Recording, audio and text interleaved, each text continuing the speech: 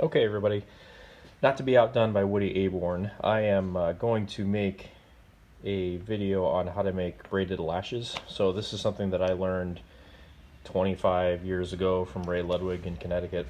And I'll go through kind of all of the steps. This traditional Connecticut lash, and they've been used in other parts of the country and other parts of New England as well.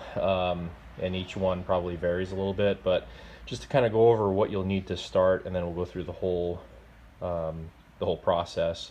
You're going to need a vise, something to hold the lash in place. We're actually going to hold the lash when we start doing the braiding on the outside with a swivel. So this is just a fishing swivel. You want to get a bigger swivel. They make smaller ones, but the bigger ones work better. And then I've just got a loop of wire around it so I can put it and clamp it in my vise. And you'll see how that'll help here in a little bit. I use 3 strings. Again, you don't have to do it exactly the way that I do. This is just kind of what's worked for me. I have a roll of just small, round, waxed string, and I'll use this for the loop. Wax string works best because it holds in place and it allows you to tighten it up better. And you'll see that as we go through the process. And then on the inside, the filler, I use just any string really. This is unwaxed, small braided string, and this will just be to give you the length of the lash and the width of the lash. So that's used for the filler inside, and really I use scrap if I have anything left over because it's on the inside. You can really use any type of string, and you'll see that as long as it's strong enough. You want a strong lash, that's what's important. You'll see that towards the end as we do this. And then the outside, I use an 1/8 inch, it's about an 1/8 inch, 2 to 3 millimeter flat waxed string, and I can't tell you where to get it. This is string that I've had literally since I was in 4-H in the early 90s. So we'll show you how to do that with the outside braids. It's probably worth, I think, in the beginning to actually show you the end result and what we're trying to do. So I just showed you the couple types of string that we're using, and the round string I'm using to make this loop right here at the end of the lash, and that's going to be the first step, and that's what attaches it to the whip, and we can go into whip making another time. The filler is used to just create the thickness and the length, and you'll see at the end when we finish it, here's all the fillers inside. Oops. And then the flat string we use for the wrapping, and we use a 4 braid method. I don't know the proper terminology for braiding, it's just what I've always done, so we'll show you that as we go along. So really how you start, and we'll go over that in a minute, how you cut your strings and how you go about doing that determines both the width and the length. And then we always start by creating the loop here and then building it from that. All right, so we're going to start with the loop, and that's the first step that I do, is using our round string that we showed you earlier. I cut about 3 pieces around 24 inches, 25 inches. Now, when I learned to do this from Ray Ludwig is an extraordinarily precise guy. Like, he would have a list of, you need X amount of fillers, X amount of loop strings, measured exactly to the inch. Each one should be exact. And I'm not that patient. So I wing things a little bit more. So you'll see if you were to watch me do one of these lashes, it's kind of just like, from experience, I'll pull how many fillers I think I need and at what length and so on and so forth. But if you're looking, I have some of those original documents with the lengths of lashes, so if someone needs some of that, just let me know and I can get them for you. I'll shoot them over to you. But basically we start with 3 of the round wax strings, about 24 inches long, and you can see I just basically unraveled it from this, and I've kind of got a loop going back and forth. And what I'll do is I'll just take a razor knife and I'll cut the loops out, so I have 3 individual pieces. So that's how we start. All right, so let's see if I can awkwardly do this so that it makes sense. So you can see here's my 3 strings, all right, and I've kind of placed them in my hand so that I've created a little bit of a loop. Now when I start braiding these 3, I want to start at one end of the loop, and that's going to create that loop for me. That's going to start it, and then I'm going to bring the 6 remaining strings that I have left and braid those together.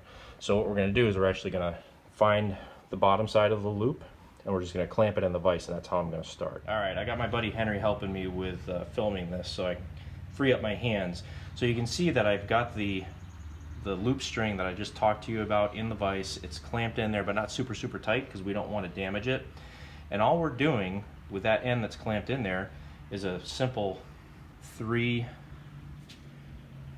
string braid. Now the key to making a good lash, and it's worth talking about now with doing the loop, is you've got to get your braids really, really tight. And that's more important with the wrapping when we do the 4-string braid.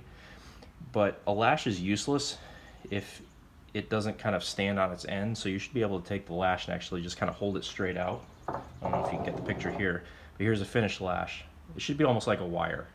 If it's loose, it means you didn't do your braiding tight enough, and if it's loose, it's not gonna, your animals aren't even gonna feel it when you touch them with it. So you want to make sure that it's nice and tight, and that goes with all of the braiding that we're doing. So this first step, I'm just gonna go until I think I have got a decent enough loop made. And you can see, sometimes, for me at least, it doesn't really matter whether I'm making a lash or a whip or yoke or anything. I tend to think less is more. So you'll see that there's not a lot of material here, but in my experience, even with just these 3 small strings, this is strong enough. I don't have loops breaking or anything like that when I use them, very rarely, unless I did something wrong. And I kind of like a slimmer made yoke and that, you know, that sort of thing. So that's just my preference. But you could double these strings up. You know, you could do it a different way. There's lots of different ways of accomplishing the same thing. So we're gonna finish up here. Now when I think I have it about close, I'm gonna kind of go like this and see how my loop is. I want a little bit longer than that. You know, again, there's no specific measurement that I use, just as long as it's gonna be big enough to fit through the loop on the end of the stick. That's the biggest thing. Okay. Which that is about perfect right there. That's the way that I like them. Okay, so let's go to the next step. We've got our loop done, although these are not braided yet, but you see that we got them just about even, so we're looking good there.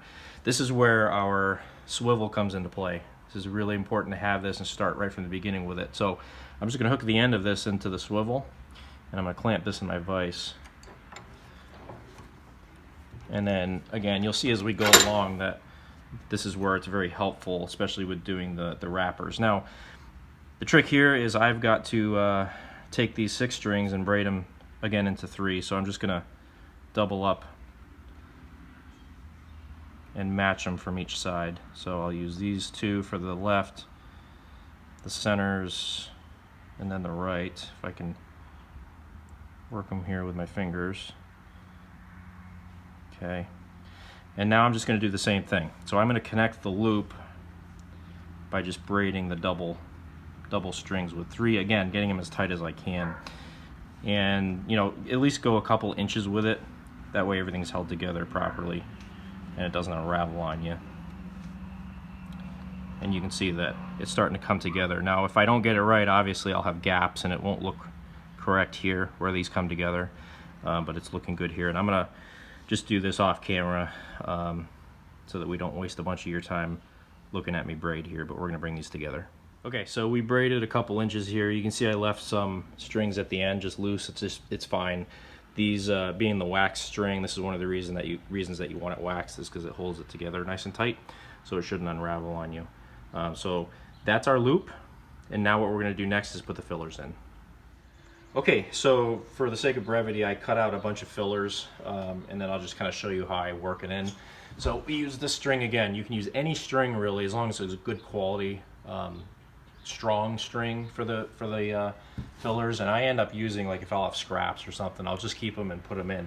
Now again, 2 ways of doing this. The Ray Ludwig method was you had a certain number of fillers at a certain length, and you staggered them, and that's how you get the taper from the fat part up here, which would be about a 1/4 inch, all the way down to almost 1 or 2 strings on the bottom, and that'll give you a nice taper on the lash. I just wing it, and I always end up about where I want to be. The one thing I might check is the overall length. I like a lash between, you know, 20 and 24 inches. That tends to work for me from the bottom of the loop. Again, it's all about what your preference is, and as we go along and I start braiding, I'll kind of probably give you some words of wisdom on why I prefer a lash and a whip compared to a goad stick. But essentially we cut out a bunch of different lengths, and we stagger them down, and all we're doing is we're sticking the filler through the loop and then eyeing it to make sure that we don't have a big lump of strings ending in one place you know, so we kind of just stagger them down so that at the end we have a nice taper. And then our loop that we put together, that'll kind of go in the middle. Now I've experimented doing this different ways of taking small pieces of string and trying to tie it together so things, you know, don't go flopping everywhere. And to me it doesn't really make any difference, so I just let it hang like this. And then the next step, once we get, you know, the filler all built out and where we want it after making our loop, then we start cutting the outside string, the wrappers, and we start doing that with 4 strings. So I'll cut those and then we'll go back to showing you how to do that. Okay, so I just cut our wrapper string, and this is where you want to give yourself a little bit of leeway. It's better to have a little bit more than not enough, because even though your lash is about 2 feet long or less and about 1/4 inch around, it's deceiving how much wrapper you need. So if, you know, it's always good to have a little bit more of this. And then if I have excess at the end, I'll throw it in as filler for my next lash. So typically what I'll do is I cut 2 strings about 12 to 14 feet long, and then when I fold them in half, I'm going to have about 6 or 7 feet each with 4 strings. Now I'm not cutting 4 strings, I'm just cutting 2 long ones, and then what we're going to do after, and I'll show you, is we're going to put it through the loop, find the center, and then that will give me my 4 strings to braid, and that's our outside wrapper. So I've got my 2 strings, the long ones, again 12 14 feet long. I'm going to feed them through the loop like this, and then I'm going to find the center. So you'll kind of see me walking back. The worst part about making a lash is the beginning, because you've got so much outside string that you're dealing with. And again, this is going to look crazily excessive, but you'll see as we get closer, it'll make more sense on why we have so much. So I brought the 4 together, the two long strings. So now that they're of equal length. So we'll just kind of set those aside, and then I'll show you how to braid it. But we want this just like set up like this, right inside that loop. All right, so we've got our center of the 2 long strings. We've created 4 strings, and I'm going to try to show you. I just do this from muscle memory at this point as far as the braiding, but you can see how I've got it kind of like one string on top of the other. Now there's a couple really important things when we're braiding with this flat string that'll make or break having a good lash. One of them is making sure that as you braid it, you keep the strings flat. If we start doing this too fast, we'll fold the string in half and it'll get lumpy and it won't look right. So you need to make sure that as you're braiding, you keep it flat. And the second thing, like we mentioned earlier, is make sure that it's as tight as you can get it when you braid it. Okay, so we're just going to start on one side of the loop, and I kind of keep it the bottom of the lash clamped between my knees, and then we take the 2 on the top, cross them over like this. The one on the farthest left, I bring over the center left. The one on the farthest right, I bring under and then over, and then that creates my first braid. And I go just a little bit high on the loop, get it nice and tight, and then bring it around. And this is where the swivel is really important. Now I can just turn the whole thing. Now again, like I mentioned earlier, the worst part about doing a lash is the beginning, because you got all this string in the way.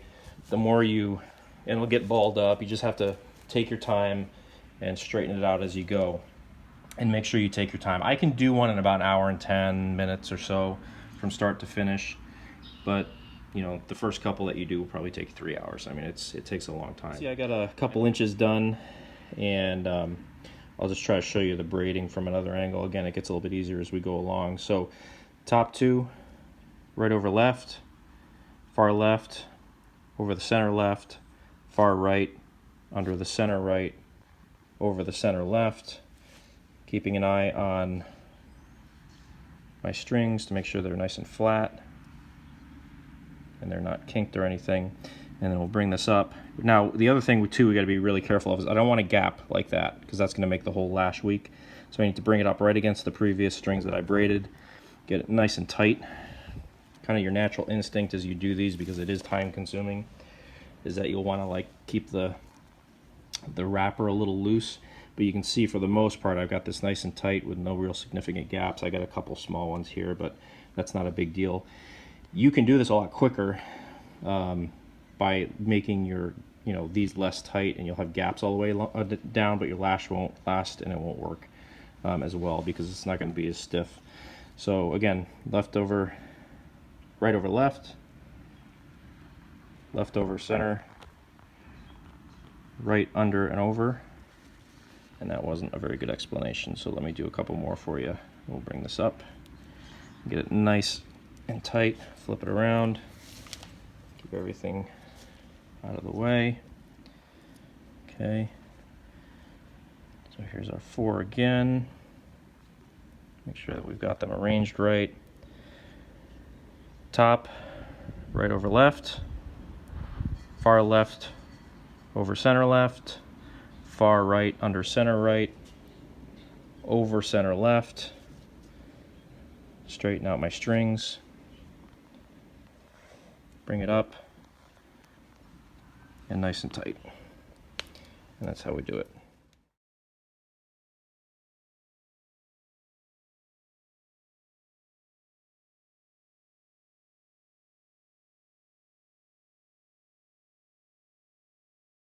Okay, just a couple quick things too. So as we're progressing along, obviously you'll get to the ends of some of your filler strings. So just make sure they don't stick out like that. So you want to keep those tucked in. If you do it correctly, you won't have to trim anything, any fillers that stick out. You know, first couple times you might miss some and find that you might have to trim some, but you should be able just to braid right around them, right to the end, and get it nice and tight. Now, obviously, if you don't want to sit and finish one of these all in one shot, you don't have to. So right now I've got several inches done. If I just wanted to leave it alone like this, put it in a box or let it hang and then come back to it another day or another time, I could do that. You just have to make sure that the first couple braids that you do are, that you're careful with those and that you do them correctly. Or you just take a clothespin and just clip off where the ends of the strings are, right around here, and keep it from unraveling. So you can always come back to it. At the end, you can see we've got about 20-22 inches done so far, and it's tapered nice. We got it nice and tight. You can see that wavy pattern in it. That tells me that I've got it good and tight. If I just hang it up here, it's nice and straight. It's not flopping. So at the end, you can see I've got about 3 fillers left right here, and then I've got plenty of my wrappers left. 2 of them are shorter than the others, but I got about 1 foot or 2 feet between them, and it's always better to have more than not enough. Now for the last inch or two, we are going to do the same braiding on the outside, but we're going to do it as loose as we can, and you'll see why in a minute. And this is like the wrappers. You want more than you think you need. You want this looser than you think you need it. So this, I'm not going to be as careful about making sure everything's flat. I'm going to keep it super loose, and I'm going to do about 1 inch of braiding, 1.5 inches. That's really loose, and what that'll do is that'll allow me to finish the end with a needle, because I've got to keep it from unraveling.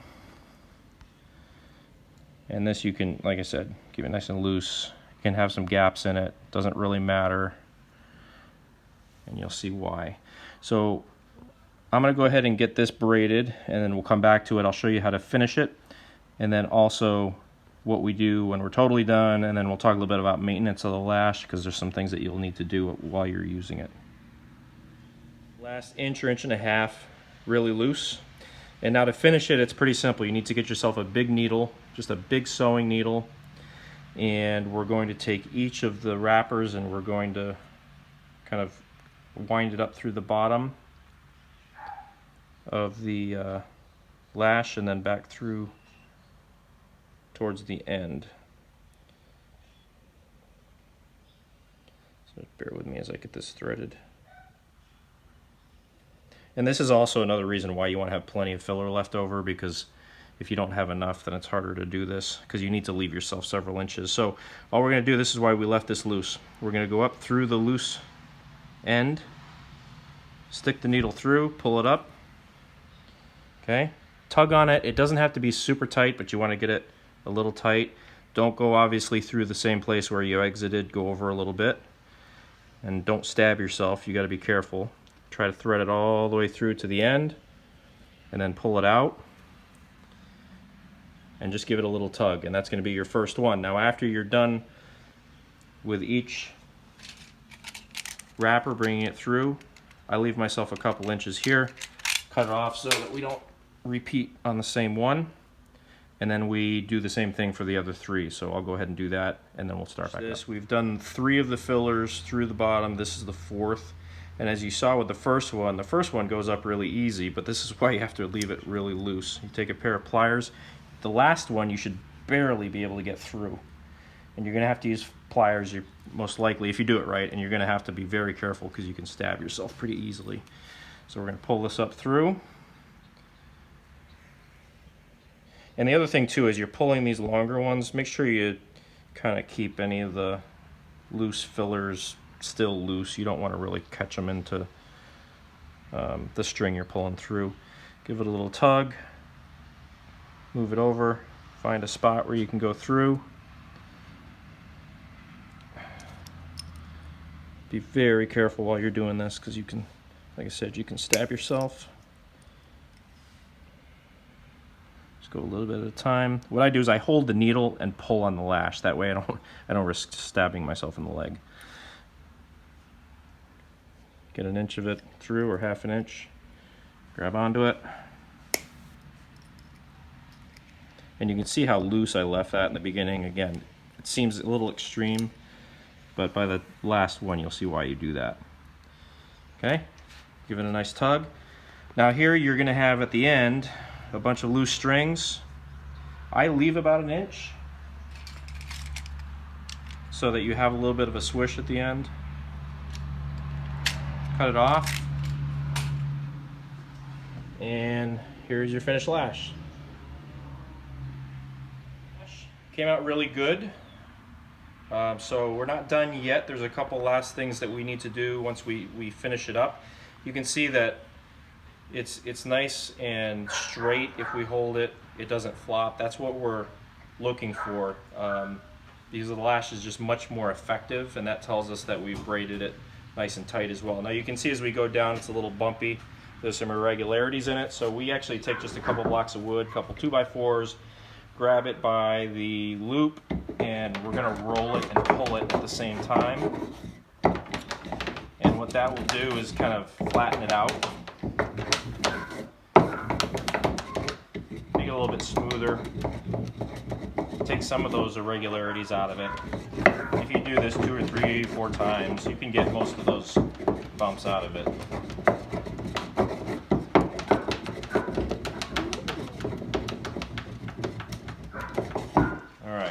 So it's a little smoother than what it was. Now we're not done.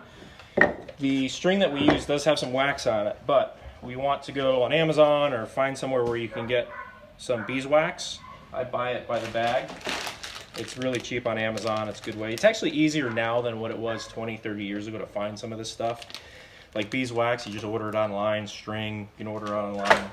A lot of stuff that you would need. So what I'm going to do is just rub a couple swipes here of beeswax. We're going to coat the outside of it. And what this is doing is this is giving it a protection against the elements, against you know, when you use it on your animals.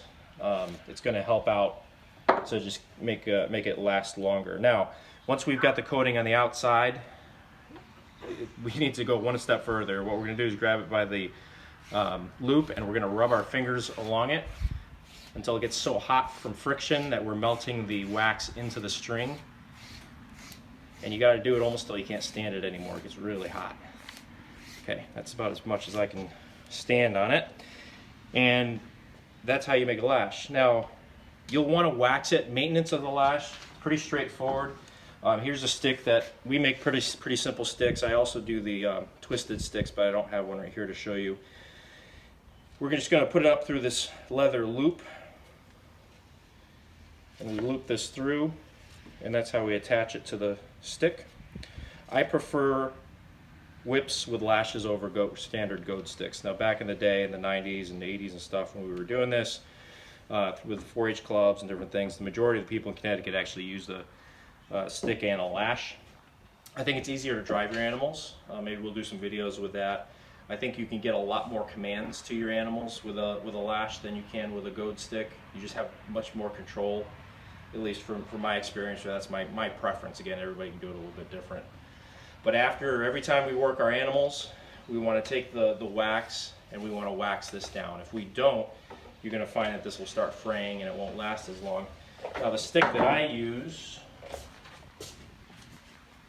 and I try to work my animals every day or at least several times a week, is this one. I've had it for several months now, and I got a couple cracks in the wood, so that's why I taped it. But this is a lash that I probably made the lash a couple years ago and started using it this last fall. And you can see, as long as you keep up with it, wax it, the end will fray, but it should stay together. It should stay nice and tight, and that's the best way to have a lash to use with your animals. You'll get the most out of it and it'll last the longest. So that's how you do it.